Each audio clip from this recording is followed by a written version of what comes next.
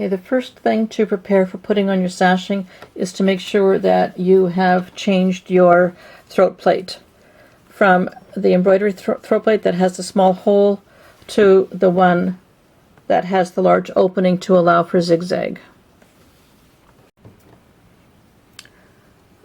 I want to talk about thread right now. First of all, you may find you have difficulty running your thread if you have the thread going up through the loop, or if you have it laying at an angle. What can happen is that because this thread is slightly stretchy, it can sort of unreel itself and you end up with a big knot, and then it gets tangled and the thread breaks. So your best bet is just to have the spool sitting straight up, and that way the thread will get pulled straight off. And of course, because it's invisible, I can't find it. And for the choice of your thread, there we go. Now you can actually see that, maybe you can see that it's already been reeled off the top, which is going to get tangled and will create a knot, and the thread will break. So you want it just to be coming straight off like that. For your thread choice, Hoop Sisters apparently has suggested that you use a thread on the top, because you're sewing from the back, that matches your background fabric and the invisible thread in the bobbin. To me, that doesn't make sense. I would prefer to have the same weight of thread in the top and bottom. As for the choice of your invisible thread for the clear or the smoky color may show up if you have very light fabric, but the clear will not show up whether you have clear or dark fabric. However, if you want to have clear thread on the front and smoky thread on the back, you can certainly do that, but then at that point you are using the same thread in the top and the bottom, just simply different colors. The next thing to set up is your stitch selection. We are still on heavy woven fabric, and on the Husqvarna it is stitch number 26, which is a serpentine stitch. I believe that on some of the FAF machines it's not an even snaky stitch like that, but it's at a bit of an angle and it's a little bit closer together. I am going to change my stitch width down to 5, and you can see that the stitch is now narrower, and I'm going to change the length down to 7. On some of the FAF machines you cannot change the length lower than 15, and where you have the serpentine stitch that is sort of sitting at an angle, you may want to leave that at 8 for stitch length. To place your sashing, we are not going to sew the sashing into our seam line. Remember that this is going to be the seam line where you're going to be joining your columns. So we are only going to place our sashing just below that seam line. And remember that when you're sewing the other blocks together, your sashing from the other direction is going to be covering that edge. So I'm going to start by using my glue pen, or you can use a piece of Wonder Tape or your bit of a glue stick, and I'm just going to put a nice generous bit of glue there. And notice that I've got my seam laying from left to right.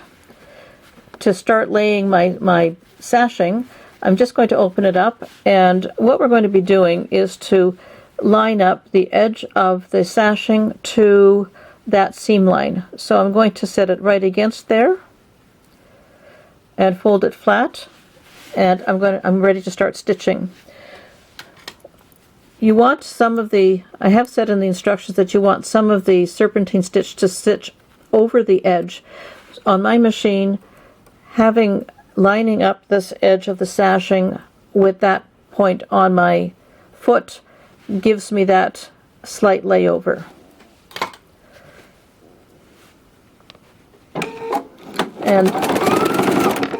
And because we're stitching, it's going to be covered on the edge, we don't have to backstitch or put a knot in there. So I'm going to continue laying my sashing down along the side.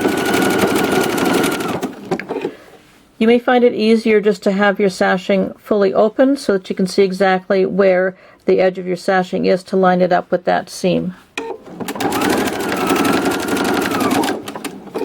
You may also find that depending on your machine, you may find that you have to sew this a bit more slowly.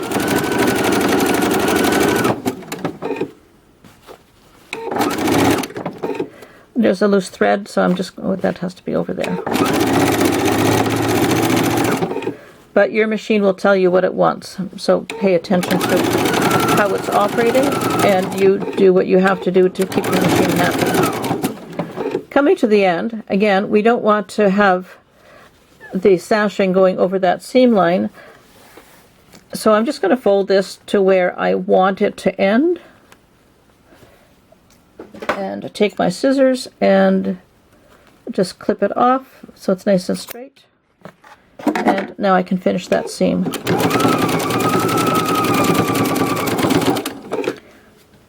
Now this thread can be a bit stretchy, so I prefer not to use the thread cutter, because when you do that, sometimes it can snap back and you end up having to rethread. So instead, I'm just going to lift everything. I'm going to pull this out a bit, and you can see that I've let it relax a little bit, because if you hold it tight, again, because it's stretchy, you may end up having it snap back and you'll have to rethread. Okay, that first side is done. Now there might be a tendency for you to want to tuck this under the seam, but don't do that, because you can see that it's creating a bit of bulk. Just lay it nice and flat, and now you can see that it's actually flatter on the fabric. And all these little threads we don't have to worry about. Instead of trimming all that stuff, it's just going to get stitched in. And as I'm going along, I'm just going to tuck in all of those loose strands.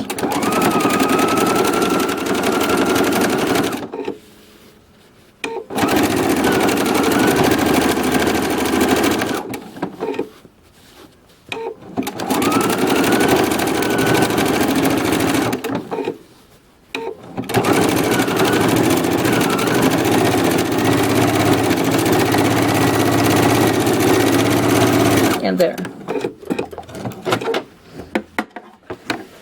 So that is your sashing. Now this is on, remember, you're going to stitch all of your columns together, press all of your seams in the same direction, put your horizontal sashing on all of your columns, and then once that is done, that's when you're going to start joining your columns.